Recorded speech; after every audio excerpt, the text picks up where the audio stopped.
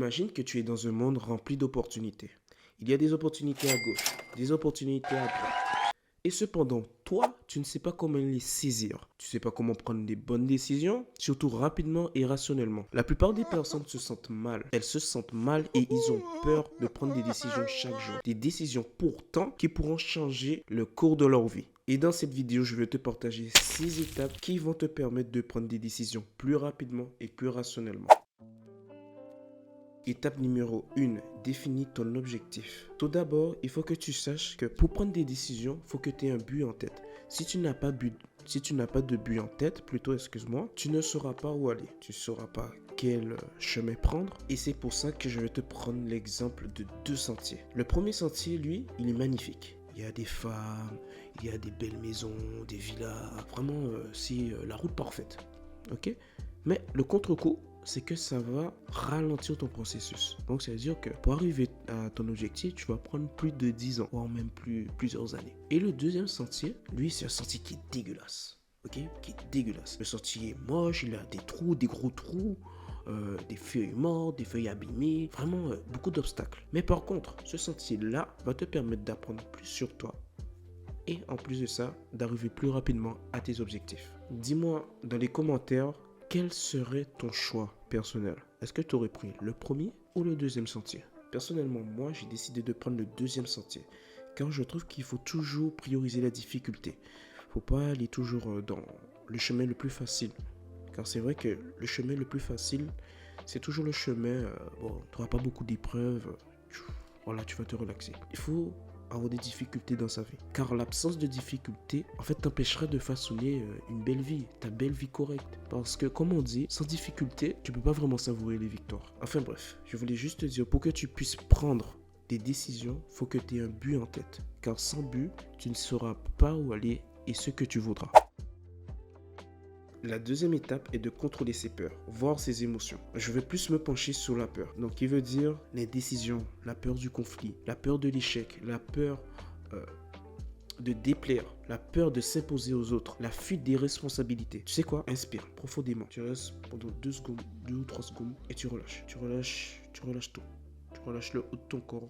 Tu relâches et tu verras qu'en faisant ça, tu vas normalement sentir une sensation bizarre. Tu vas te sentir normalement plus relaxé. Si tu le fais sérieusement surtout. En fait, si tu veux, ce qui va s'en dégager, c'est l'hormone de l'endorphine. L'endorphine, c'est l'hormone du plaisir. C'est comme de la dopamine, on va dire. Comme de la dopamine, sauf que ça, c'est fait pour te relaxer.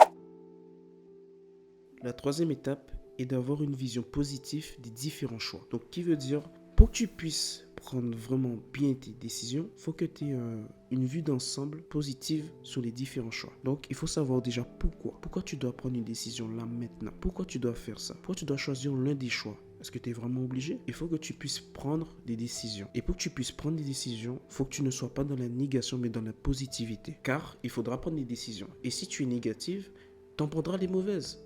Tu en prendras des mauvaises. Donc, c'est pour cela, il faut que tu sois positif, pour éviter de prendre des mauvais choix. En fait, tu auras des regrets. Et justement, nous, on va sauter cette case. Car les regrets, c'est pas la meilleure des sensations. Et je peux te l'assurer, ce n'est pas la meilleure des sensations. Donc voilà. Et une vision positive des choix à prendre. Tu en auras besoin. La quatrième étape est d'analyser la proposition. Avec l'objectif que tu as pu définir, maintenant, il faut que tu analyses les différents choix. Évite de trouver tous les défauts.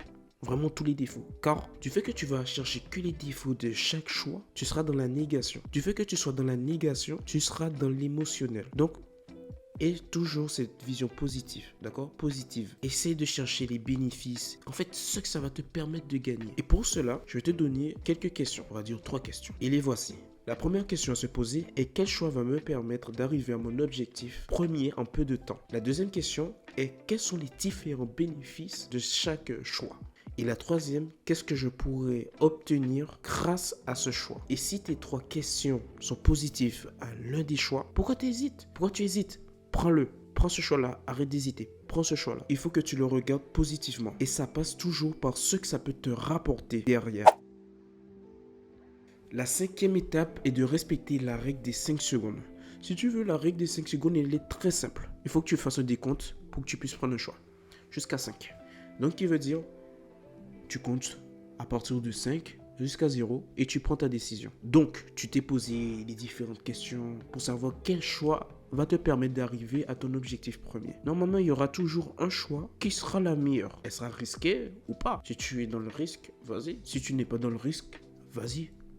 Le principe de la règle des 5 secondes est de t'obliger à prendre des décisions rapidement.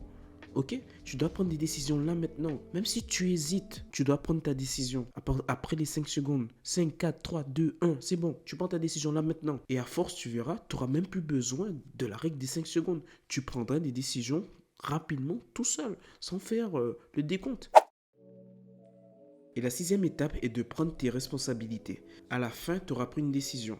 Et pour prendre une décision, ça passe toujours par le fait de prendre tes responsabilités en main. Il faut que tu sois responsable. Car si tu ne l'es pas, tu réduiras en fait la confiance des personnes à ton sujet. En fait, tu réduiras le fait que les personnes auront confiance en toi. En fait, c'est comme si tu dis que tu donnes une parole pour qu'au final, tu ne respectes pas ta parole. Donc, prends tes responsabilités. Pour que tu puisses prendre des décisions rapidement et rationnellement, il faut que tu aies un objectif en tête. Il faut que tu apprennes à contrôler tes émotions et surtout la peur, l'émotion de la peur. Il faut que tu puisses avoir une vision positive des différents choix. Il faut que tu analyses les propositions. Il faut que tu respectes la règle des 5 secondes pour que tu puisses prendre des décisions rapidement. Et au final, il faut que tu prennes tes responsabilités. Et voilà, maintenant tu sais comment prendre des décisions rapidement et rationnellement pour prendre ta vie en main. Car si toi t'abandonnes ta capacité à prendre des décisions, qui le fera à ta place? C'est simple.